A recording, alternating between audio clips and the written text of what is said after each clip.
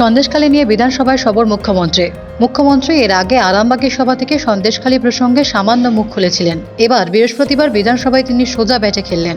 তিনি বলেন, আর যারা কদিন ধরে অনেক কথা বলে যাচ্ছেন কিছু মিডিয়ার তৎপরতায়, আসল জিনিসটা না জেনেই, আপনারা জানেন জীবনে আমি কোনো অন্যায়কে কোনোদিন প্রশ্রয় দিইনি এবং আমি ইনিশিয়েটিভ নিয়ে স্টেট কমিশন পাঠিয়েছি, আমাদের অ্যাডমিনিস্ট্রেশন পাঠিয়েছি, 17 জনকে অ্যারেস্ট করা হয়েছে এবং আপনারা দেখেছেন যারা মুখে মাস্ক পরে পরে ছবি তুলছে ধরাও পড়েছে বিজেপির কর্মী, কিভাবে তারা বাইরে থেকে নিয়ে এসে একটা এলাকাকে অশান্ত করার চেষ্টা করেছে।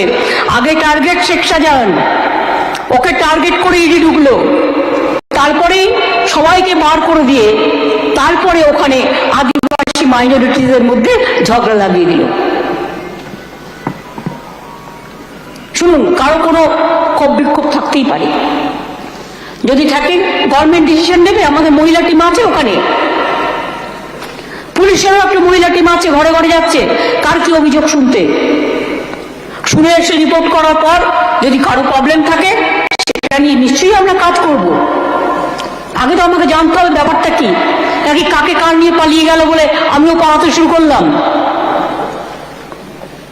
সন্দেশখালী আজকে নতুন নয়, ওখানে RSS এর একটা বাসা আছে, 7-8 বছর আগেও দাঙ্গা হয়েছিল ওখানে। কতগুলো দাঙ্গা স্পটের মধ্যে এটাও একটা স্পট, মনে রাখবেন। সরস্বতী পুজোয় আমরা স্ট্রংলি হ্যান্ডেল করেছি, তা নাহলে আদৌ ভালো করে করতে পারতাম কিনা মানে সন্দেহ আছে, প্ল্যানিং অনেক ছিল। তার মুখে শোনা গিয়েছে তৃণমূল নেতা শেখ শাহজাহানের নামও। মমতা বলেন, সন্দেশখালী আজকে নতুন নয়, ওখানে RSS এর একটা বাসা আছে। 7 থেকে 8 বছর আগে ওখানে দাঙ্গা হয়েছিল। কতগুলো দাঙ্গা স্পটের মধ্যে এটাও একটা স্পট। মুখ্যমন্ত্রীর আশঙ্কা সরস্বতী পুজো যাতে গন্ডগোল হয় সেই পরিকল্পনাও করা হয়েছিল। তবে উল্লেখযোগ্য বিষয় হলো তিনি শাহজাহান প্রসঙ্গে আর কোনো কথা বলেননি। তিনি বলেননি কেন দিনের পর দিন তৃণমূল পার্টি অফিসে মধ্যরাতে মহিলাদের ডাকা হতো। মমতা বলেন, সরস্বতী পুজোয় আমরা শক্ত হাতে সব হ্যান্ডেল করেছি, না হলে অনেক প্ল্যানিং ছিল। তার কথায় ক্ষোভ প্রকাশ করেন শুভেন্দু অধিকারী।